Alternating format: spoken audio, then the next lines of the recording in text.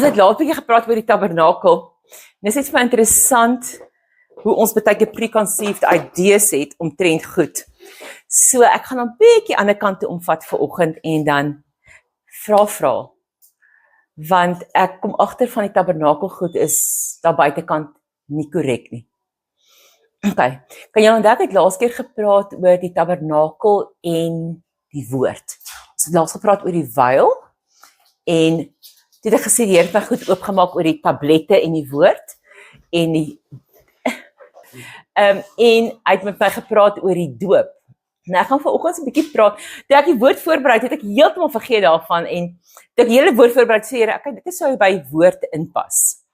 So ek gaan 'n bietjie praat oor die tablette vanoggend. En wat God op jou hart geskryf het. En ons gaan van daar af bietjie deurstap. As ons kyk na die tablette, ek wil eers vir julle kyk met julle gesels oor hoe het die tablette ontstaan. Vinnig dink, Israel was in Egipte. God het vir Abraham gesê, hulle sal 400 jaar in ballingskap wees. Israel was 430 jaar in ballingskap. So dis baie interessant as ons daarna kyk. Kom as hulle langer in ballingskap. Daar's baie argumente daaromtrent. Toe gaan hulle waartoe? Toe hulle Kanaan toe, na Jerigo toe. Toe kon hulle self nie sien soos wat God hulle sien nie. Toe hulle Sinai toe. Nou is baie interessant as jy gaan lees. In Eksodus 16, en ek spesiaal om daarby stil te staan, as die Here met my sekere goed deel, dan gee hy vir my baie keer datums in die Bybel. En dan sê hy vir my, hou daai datum dop. Nou, as jy in Eksodus 16 gaan kyk, hierdie is wat baie interessant is. In Eksodus 16 sê hulle, die 15de dag in die 2de maand, toe hulle uit Egipte uitkom. Toe murmureer hulle weer. Exodus 16. En toe murmureer hulle weer, toe gee die Here vir hulle manna en kwartels. En hulle moes elke dag nuwe manna optel en elke dag behalwe die Sabbat. Die dag voor die Sabbat moes hulle 2 dubbel optel. En ten spyte van die feit dat die volk alles geken het hulle nog steeds ongehoorsaam aan God. Dit tel hulle meer op as wat nodig is. Dus die volgende dag stink dit en dit het wurms. Dit sê die Here vir hulle, hy sê in Eksodus 16, ek gaan lees Eksodus 16 vers 33 tot 34. Ek het verskriklik baie skrifte vanoggend, maar ek gaan nie almal lees nie, ek gaan baie met hulle net deel. Eksodus 16 vers 33 tot 34. Moses sê vir Aaron, neem 'n kruik en gooi 'n omer vol manna daarin en sit dit voor die aangesig van die Here neer, om dit vir julle geslagte te bewaar. Soos die Here Moses beveel het, so het Aaron dit voor die getuienis neergesit om bewaar te word. Getuienis verwys na die tablette. Nou hier is iets baie interessants met die omer. Hulle moes elke dag manna optel. Maar die manna wat in daai omer is in die tabernakel geplaas is, was net 1 keer opgetel. Hoekom? Hoekom was dit net 1 keer opgetel? Want as God sê hy gaan vir jou voorsiening gee, dan is dit konstant en dit het 'n effek op jou geslagte. If you are obedient. If you are obedient. So, dit is wat belangrik is. Ons moet besef dat God gee vir ons voorsiening, nie net vir onsself nie, maar vir ons geslagte. En wat interessant is met dit, toe Salomo die tempel opslaan, dis die omer nie meer daar nie. Onthou, dit was die staf van Aaron, die manna en die tablette. Die 3 goed was die hele tyd in die ark, terwyl hulle deur die woestyn getrek het. En hy sê vir jou, Nou hier's nou 2 gedeeltes wat ek vir julle kan lees. 1 Konings 8 en 2 Kronieke 5. Al 2 daai gedeeltes sê presies dieselfde. Nou ek gaan 2 Kronieke 5 lees. Ek gaan nou 'n hele paar teksverse lees. Goed, 2 Kronieke 5. Nou ek gaan sekere skrifte lees, is nou 'n groot gedeelte, maar ek wil hê hoor waar ek vandaan kom. Toe die oudstes van die volk, dit is waar koning Salomo die tempel opslaan. Nou ek wil eers hê julle moet besef, dit was net die tablette in die ark. Dan gaan ek met julle praat oor die tablette. 2 Kronieke 5 vanaf vers 4. Toe die oudstes van Israel daar kom, het die Lewiete die ark opgeneem. Nou mense, het julle al ooit probeer bereken hoeveel die ark geweg het? Hy was van akasiëhout. Né? Dit is nearly incorruptible. Okay? Toe is hy met goud oorgetrek. En toe sien mercy seat soliede goud met die serafs. Soliede goud. Volgens die Bybel was dit net 4. Hy het 4 punte. Hy het 4 punte gehad. Party plekke sê hulle is 4, party 8. Maar kom ons sê dit was 8 mense. Ek het ongelukkig nie daar ene nagegaan gisteraand nie. Guess hoeveel beweer hulle het daai ark geweg? 3,000 pounds. 1,400, amper 1,400 kilogram. Jy steel nie net sommer so 'n ark nie. Hy was solid. Kan jy nou verstaan as die ark 'n simbolies is van God se teenwoordigheid? Hoekom jy nie kan staan nie? Daar's geen manier nie. If that is the weight, dan is dit nog nie eers die tablette wat daarin was nie. Die staf in die omer was min, maar die tablette was klip.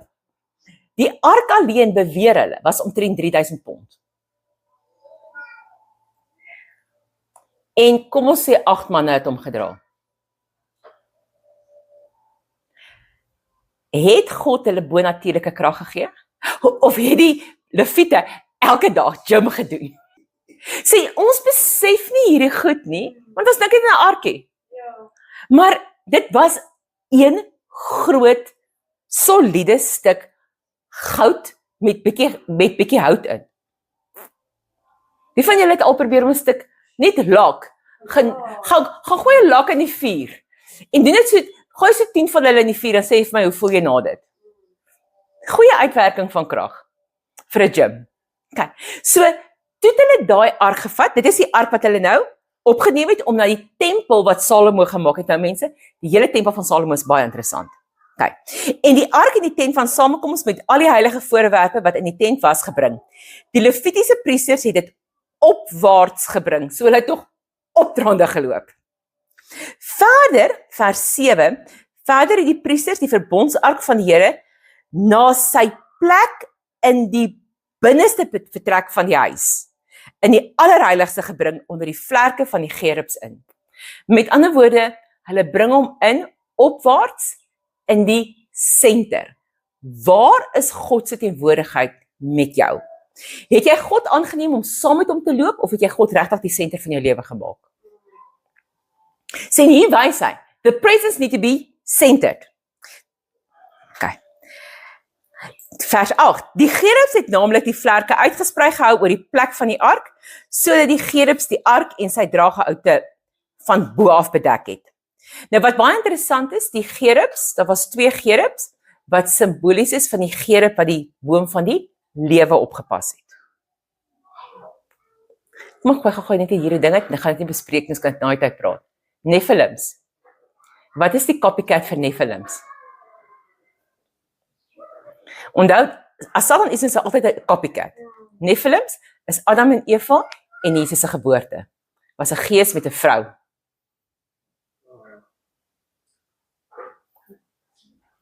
Okay? Goed, so die gerubs, nou die gerubs het die ark opgepas, die boom van die lewe, en net so die gerubs en die draaiende swaard, die boom van die lewe opgepas by Eden. So dit is hoekom ons hier die gerubs kry. Vers 10. Daar was niks in die ark nie, as net die 2 tafels wat Moses by Horeb ingesit het. So waar is die manna heen en waar is die staf heen? Goed, in die woestyn het die nasies beklei, het die Lewiete beklei oor wie se beheer, en dis hoekom die staf geplaas was. En hulle het gemurmureer oor kos, toe sit die Here dit in.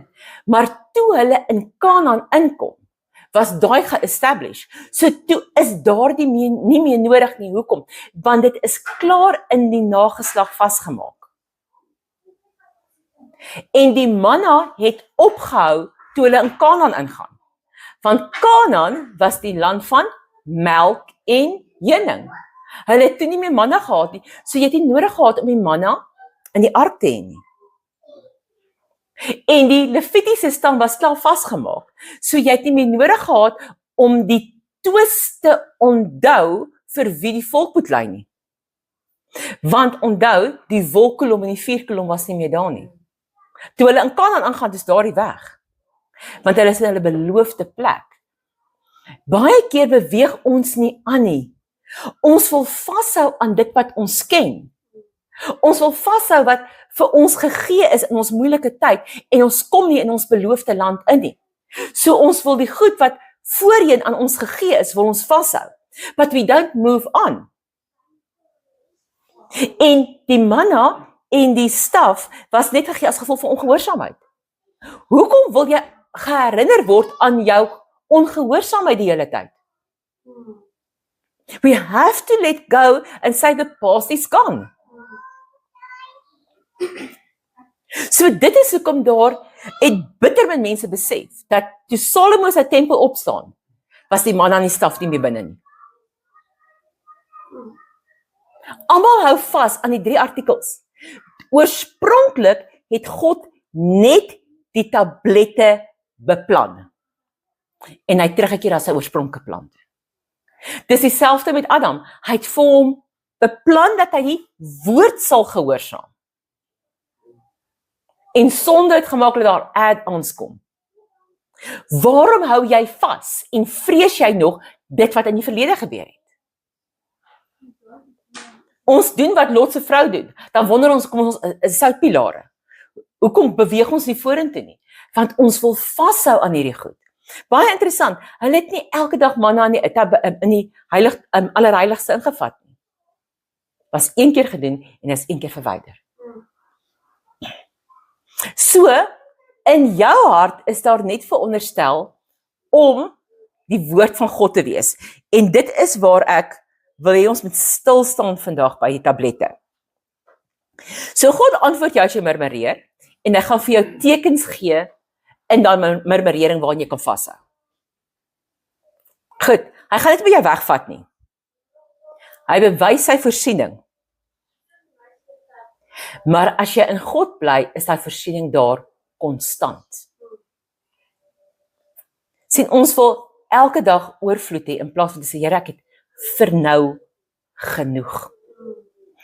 Okay. Wat jy nou doen, het 'n invloed op die volgende geslag. Julle in Suid-Afrika is dit so duidelik. Ons het saad gesaai vir 40 jaar en wat maai ons op die oomblik? If we don't get back on our knees, en mense hoor vandag, die repentance is gedoen. Ons bly vashak by die repentance, in plaas van om die bossies uit te trek, bly ons repent. Kom ons trek die bossies uit, met ander woorde, raak ons slaaf van hierdie haat. Raak ons slaaf van haat. Hierdie hele rassistiese ding is suiwer haat. En almal bly terugverwys soontoe. Hoe raak jy ontslaaf van bossies? Jy trek hulle uit en jy gooi gif. Okay, wat doen ons vandag? Haal die haat uit jou hart uit en begin 'n ander gesindheid bring. En as jy die gees van God dra, sal daai ding nie weer groei nie. Okay, so God se voorsiening, as jy in lyn bly met God, is dit vir ewig en standhoudend vorentoe.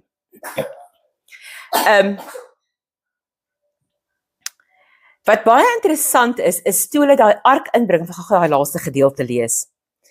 Vers 13 en vers 14, vers 13 en 14, toe hulle die ark in Salomo se tempel inbring, sê hy, en toe die trompetblasers en die sangers almal eenstemmig begin om die Here te prys en te loof. Waaraan herinner dit jou? Eenstemmigheid. Pinkster. Waartoe beweeg ons? So beweeg na die Pasga met die Pentekost. Eenstemmigheid het wat verbring? Toe hulle begin om die Here te prys en te loof eensstemmig, en net toe hulle die stem verhef met die trompette en met die simbale en met die musiekinstrumente, mense dit moes oorverdowend geklink het. Stemme, trompette, simbale, musiekinstrumente. Met loof die Here, want hy is goed, want sy goedertierendheid is tot in ewigheid. Dit is wat jy lees in Openbaring wat die engele sing. Kan julle sien hoe hier by mekaar kom? Is die huis van die Here vervul met 'n wolk. Jy lees dit in Eksodus 40 ook, toe die tabernakel opgeslaan het. Hierdie lees ek nou, toe hulle Salomo se tempel opgeslaan. In Eksodus 40 lees jy dit toe hulle die tabernakel opgeslaan. Ook eensstemmigheid. Vers 14. En die priesters kon vanweë die wolk nie staan om diens te doen nie, want die heerlikheid van die Here het die huis van God vervul. So toe Moses die tabernakel opslaan, kom die wolk in en niemand kan staan nie. Toe hulle die tempel opslaan, toe kon niemand staan nie want die wolk het ingekom. Wat gebeur met Pinkster? Die Pinkster het neergekom. Mense, gisteraand het die Here weer vir my oopgemaak hoe Pentecost actually 'n nuwe creation was. Wat actually copycat in Genesis 1. Beautiful. Okay. Jy gaan soek altyd na jou origin. Okay? The law of first mention. Ek gaan nie daarby stil staan nie. So die wolk van heerlikheid het ingekom. Maar kom ons gaan kyk bietjie na die ark. En die ark, die tablette. En die tablette is al wat oorgebly het. Nou het julle die agtergrond. Goed, die tablette is al wat agtergebly het. Die ark is jou tempel. So dis net die tablette wat veronderstel is om agter te bly. As God vandag, mense, stel jouself hierdie prentjie voor. As God vandag, net soos met die ark, sy vuurkolom en sy wolkkolom moet laat kontak maak met elkeen wie se hart korrek is met hom, sal die wolkkolom en vuurkolom met jou hart connect. As hy vandag sê, ek gaan my kinders uitwys, die tabernakel, so die wolkkolom kom neer op die genade troon, waar die serafs op kyk. Nou, sataniste sê, almal wat kinders van die Here is, het 2 tot 3 engele wat hulle beskerm. 2 serafs tot 3, almal. Okay. As hy vandag sê, okay, ek gaan my kinders beskerm met 'n wolkkolom en 'n vuurkolom, julle gaan hulle kan sien, gaan God met jou hart kan connect. En hoe gaan dit lyk as hy met jou hart connect? Ek het gisteraand 'n ding gelees waar hy sê, you have to get rid of the world so that the world can get rid of you, so that the world can be taken out of you, so that you can be taken out of the world, so that God can touch you. Sounds about right. There's a lot of taking out and taking in. We have to come to that place. Okay, nou kom ons kyk, hoekom was die tablette so belangrik? Okay, that's the word of God. Okay. Johannes 1 vers 1. In die begin was die woord en die woord was by God en die woord was God en die woord het vlees geword. Daar's hy. Goed. So, kom ons kyk. Wat gebeur hierso? En hierdie verstaan ons baie keer nie korrek ook nie. Eksodus 32 vers 14 en vers 16. Moses hulle is by Sinai net na hulle Kanaaan uitkom en hy gaan op met die berg na God toe. Toe het die Here berou oor die onheil wat hy gesê het wat hy sy volk sou aandoen. Die volk, Moses en Joshua is 40 dae op die berg. Moses stap, hy sê, en Moses het op en in die berg gegaan. Joshua het op die berg gegaan. Daai in die berg ingaan, was dit in die teenwoordigheid van God. Hy het in dit ingestap. So daar gesels hy met die Here en die Here sê vir hom, ek gaan die volk uitwis. Ek is fed up vir hulle. En dit is nou die tweede keer wat die Here vir Moses dit sê. Want die eerste keer toe sê hy vir hom, net na hulle uit Kanaan uitkom, hulle kan nie sien, so ek kan sê, ek gaan hulle uitwis. Toe sê Moses, jou woord. Toe sê hy, okay, stop Here. En die Here hoor toe en hy sê, okay, vir een dag, 'n jaar woestyn toe. Dit is, jy lees dit in Numeri 13:14. Toe is hulle by Sinai, en Moses is weer 40 dae op die berg, en die volk kan nie hoor nie. En dit is hier, en die Here gee vir hom hier tablette. Ek haal net sekere skrifte uit, gaan lees die hele Exodus 32 tot 34. Hy sê in vers 16, en die tafels, hoor mooi, die tafels was die werk van God. Die skrif was ook die skrif van God in die tafels gegraveer. Moses staan en hy stop God. En hy sê, Here, nee, jy gaan dit nie doen nie. En die Here gee vir my tablette. God het self die tablette gemaak en hy het dit self beskryf. Moses loop van daai plek af en sê met wie van julle dit al gebeur. Dink mooi. Moses kom uit die heerlikheid van God. Hy het die tablette, okay, ons dink is so, tablette in sy hand. Hulle kom al vir Moses, Joshua sê, dit klink soos gedans daaronder. Hy sê, en hy kom onder, en toe het hulle die goue kalf gebou. En wat doen hy met tablette? Smashed. Wat smash hy? Die werk van God, met die woord van God. As Jesus die woord is, wat vlees geword het, dan beteken dit, Moses het gedemonstreer, wat met Jesus sou gebeur. Jo. As gevolg van die sonde van die volk.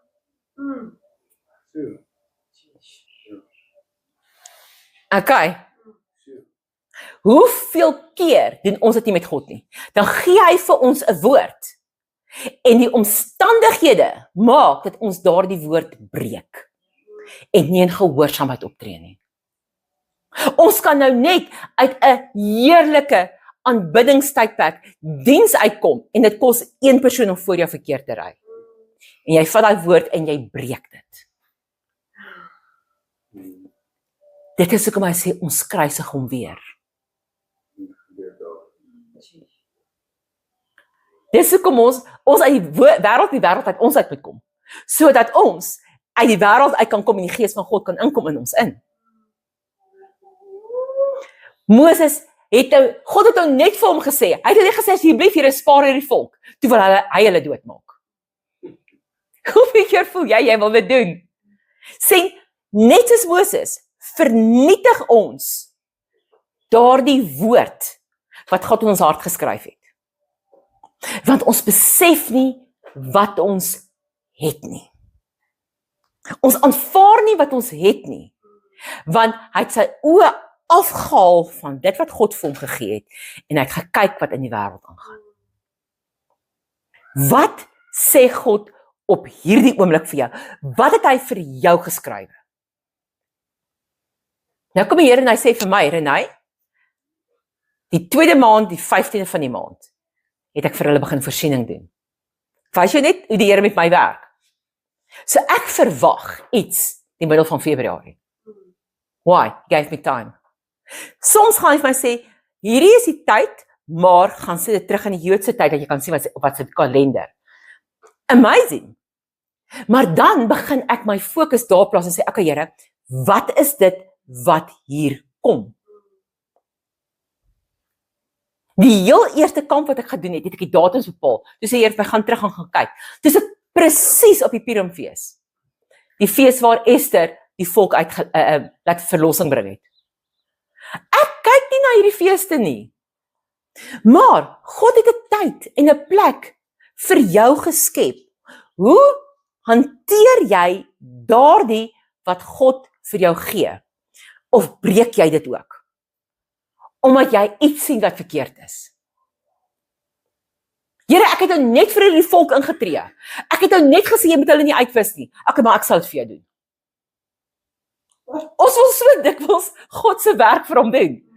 Want ons besef nie wanneer ons vra vir genade, wat actually besig is om te gebeur. Hou op om dit wat God vir jou gegee het te breek. Stap in gehoorsaamheid. Dan lees jy in Exodus 34 vers 1, die volgende. Moses gaan op vir 'n tweede keer na die volk toe. Wat maak hy? Hy slaan die hele kalf stikkend, hy poeier dit, hy gooi dit in die water en sê vir die volk, okay, drink dit. Drink julle afgoderry nou, dat dit nou deel word van jou lewe. En hy los hulle weer, hy gaan weer 40 dae op in die berg. Hoeveel keer probeer jy dit doen? So, jy doen eers 'n klomp verwensings en jy doen eers 'n klomp vervloekings en jy het eers hierdie klomp gedagtegange wat binne in jou is en dit raak so deel van jou en dan besef jy, wag 'n bietjie, ek het nou probleme, my lyf is besig om mekaar te sak. Okay, kom ons gaan weer terug na God toe. Kom aan mense, is dit nie waar nie?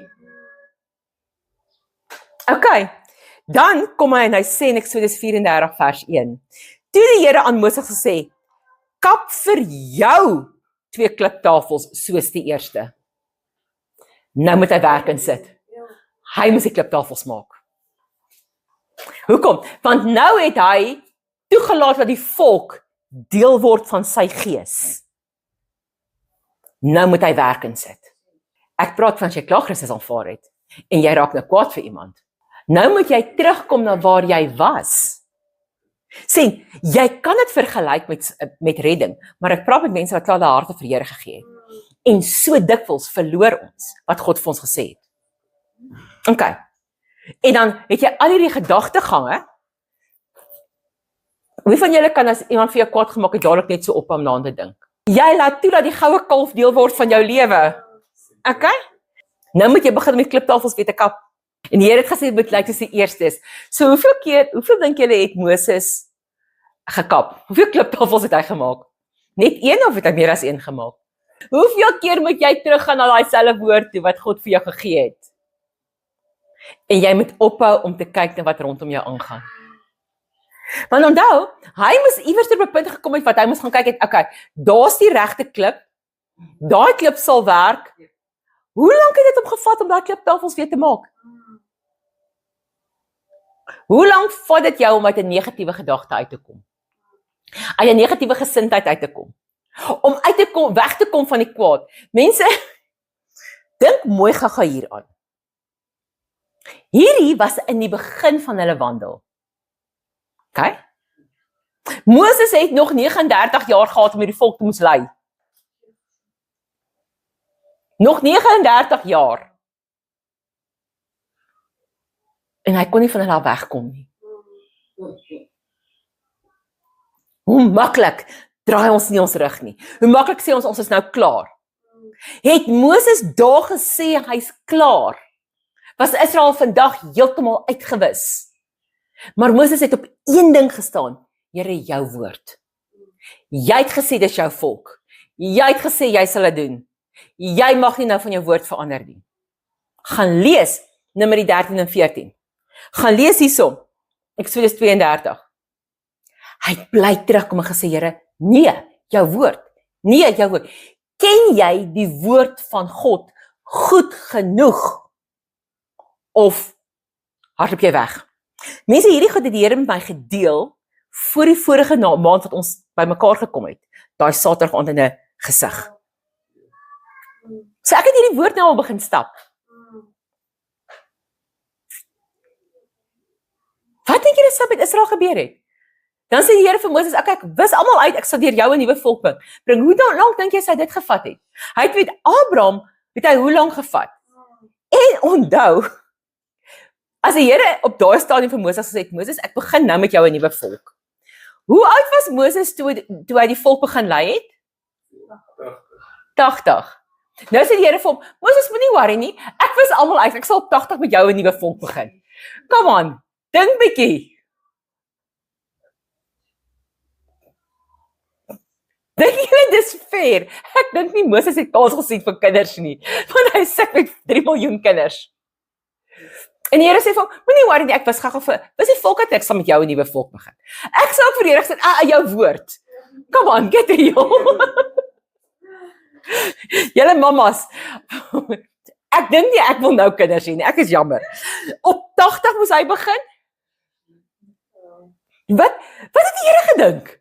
Come on, get real, God. Dit is waar Moses gestaan het. Hy het hierdie volk nou al reeds 'n jaar of wat gelei.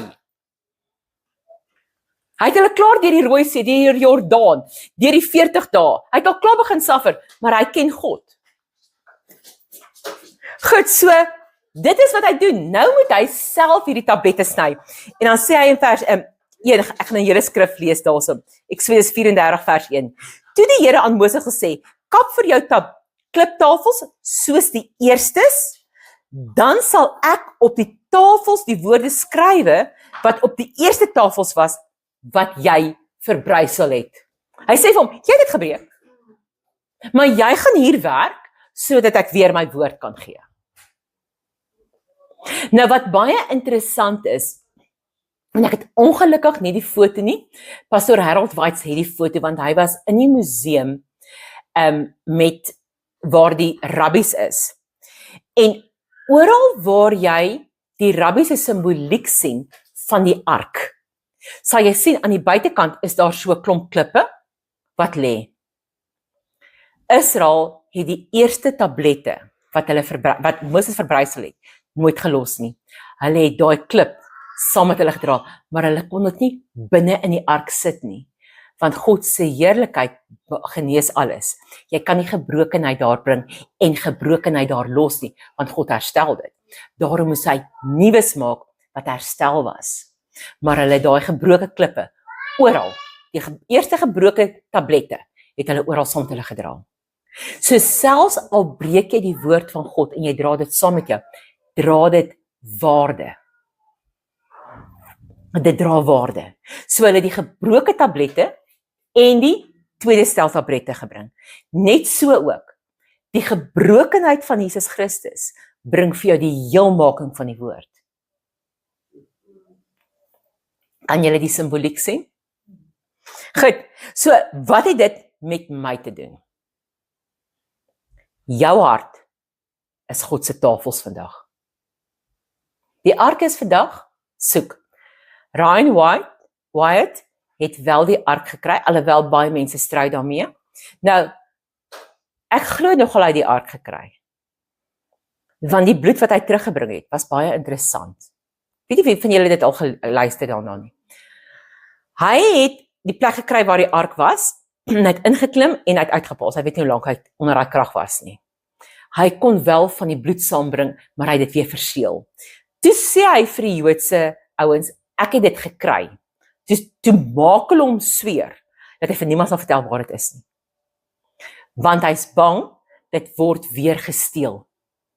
Want hulle wag vir die derde tempel om gebou te word om dit dan te openbaar. So die Israeliese regering weet waar dit is.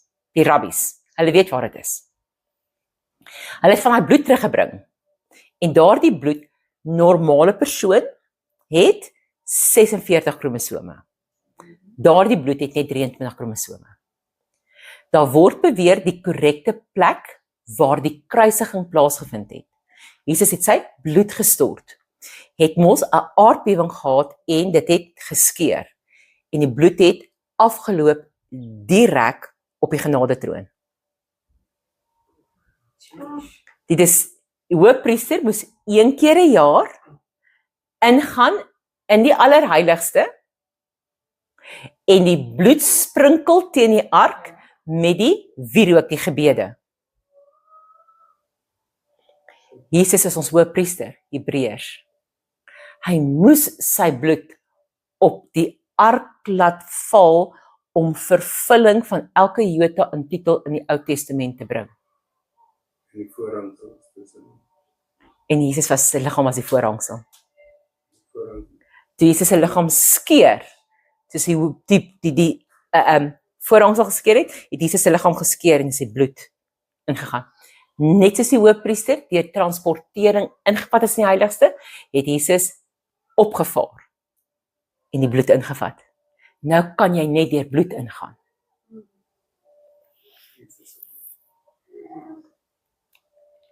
Sien julle hoe die simboliek begin speel? Hy het 7 keer die bloed teen die ark gespat. 7 plekke waar Jesus sy bloed gestort het. Ek het 'n hele lering daaromtrent.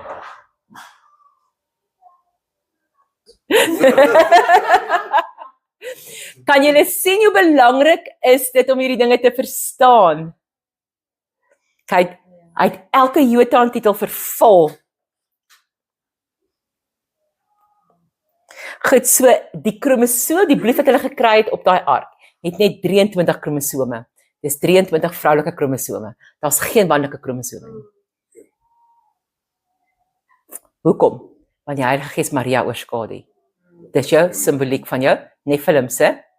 Dis waar die Nephilims kom. Heilige Gees wat die geeste wat vrouens oorskadu. They overplayed their hand. Good. God is woord. Die woord het vlees geword. Wat het dit met my en jou te doen? Spreuke 7, Proverbs 7, Spreuke 7 vers 3.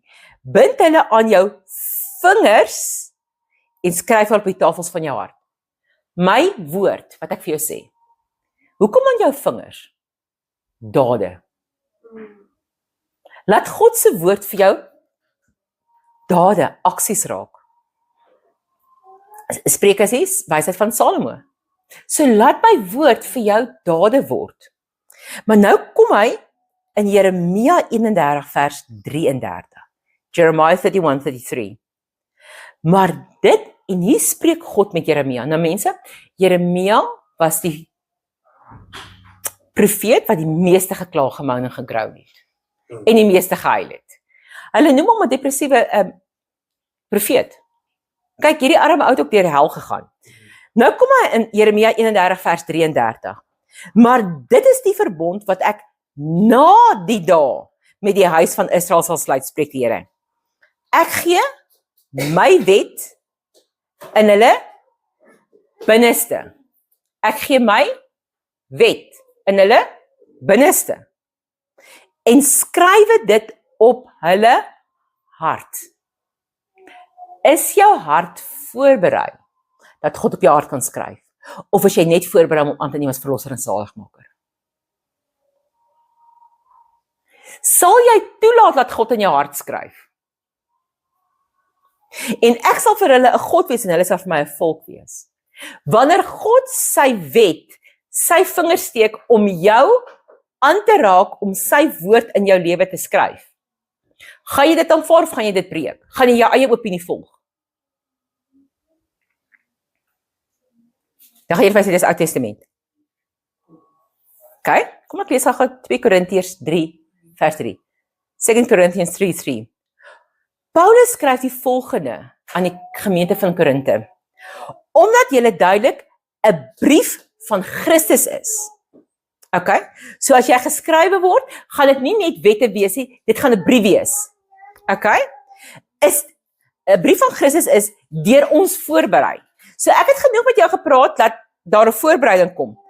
Geskrywe nie met ink nie. So sê dit uitgewis kan word nie. Maar met die gees van die lewende God. Nie op kliptafels nie, maar op die vleestafels van die hart. Die gees van God wil self in jou skrywe. Sit jy lank genoeg stil dat jy geskryf op word, of is dit soos 'n kind wat 'n potlood vat en krabbel? En dan sit jy hier gekrabbel en jy weet nie wat op die muur staan nie. En dan sê jy vir Here, Here, ek verstaan nie wat jy vir my sê nie. Want jy sit nie lank genoeg stil dat jy kan skryf in jou hart nie. Sit stil. Laat hy kan skryf met sy gees. En dis nie 'n dooie gees nie, dis 'n lewende God wat skryf. Of is jou gedagtegang te besig? Ek hoop nie ek praat bo uit julle kop of praat dit diep nie. Hierdie is net algemeen mense. Hierdie het die Here vir my geruk met dit is God. As jy Jesus aangeneem het en jy is sy tempel, wil hy in jou lewe skryf. Laat jy dit toe. Sit jy lank genoeg stil. Ezekiel 11, 19 en 20. Ezekiel 11 vers 19 tot 20. En ek God sal hulle een hart gee. Een hart en 'n nuwe gees in hulle binneste gee. So, nou klim jy die wêreld en die wêreld klim uit jou uit. OK? Ek sal vir hulle 'n nuwe gees gee. Die skrif sê duidelik, 'n nuwe gees. Iets nuuts sal hy vir jou gee. Laat gaan van die ou goed wat geskryf is. Kom jy met 'n nuwe benadering. Die wêreld gaan die ou hou, maar kom jy met 'n nuwe benadering. En ek sal die hart van klip uit hulle vlees verwyder en hulle 'n hart van vlees gee.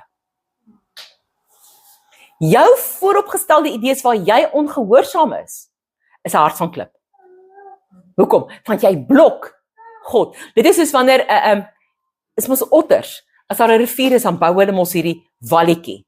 Jou vooropgestelde idees, jou gesindheid, jou idees, hoe jy dink dinge moet wees. Jy sit die klippe daar. God sê, wil hy klip uit jou hart uithaal. Want hy wil 'n oop vloei van sy gees hê. Hoeveel klippe het jy daar gesit? Dat jy jou rivier in God nie kan vloei nie. Dat jy nie 'n verskil kan maak in die atmosfeer nie. Wie van julle toe Troy Broer se getuienis gaan luister toe hulle in die tronk gegaan het? It's amazing. Hy sê, en ek sal die hart van klip uit hulle vlees verwyder. Okay? Dis gesindheid. En hulle 'n hart van vlees gee. Sodat, daar's 'n rede hoekom God dit gaan doen. Sodat hulle in my insettinge kan wandel en my verordeninge kan hou en dit doen. Met ander woorde, wat wil hy hê? Insettinge wandel, jou wandel moet geraak word.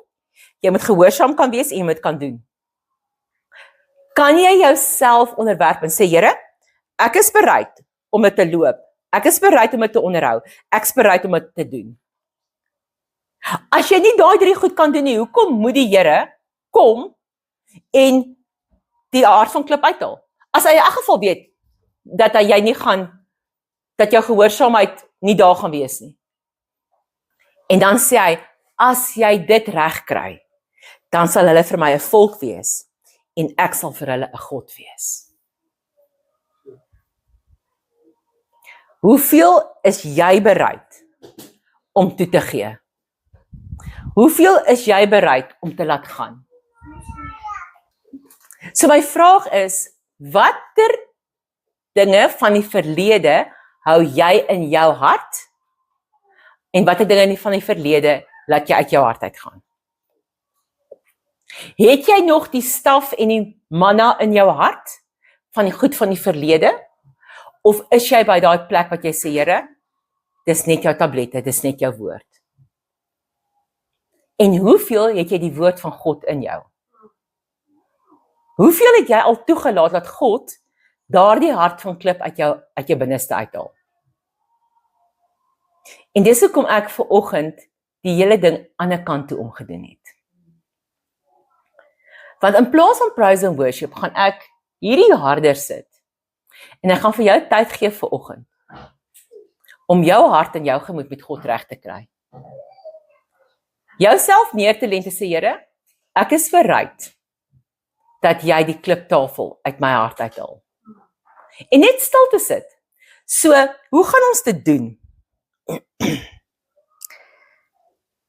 Johannes 10 vers 9 sê Jesus, ek is die deur. Ek is die deur. En jy gaan vanoggend, as jy wil, ek kan jou nie dwing nie, maar jy kan vanoggend jouself sien met jou hart voor Jesus staan en vir hom sê, Jesus, ek wil my hart in jou inbring. En instap in hom in. Onthou Johannes 1 sê, Jesus kom uit die boesem van die Vader, in Johannes 1:18. Jesus is in die boesem van die Vader. So die oomblik wat jy jou hart instap deur Jesus om dit daar te bring, bring jy jou hart na die boesem van die Vader toe. En kan jy vanoggend lank genoeg stil sit, te sê, Here, Verwyder die klip en skryf jou woord. Raak net stil. Ek weet nie hoe lank gaan die Here vir my sê ons moet dit doen nie.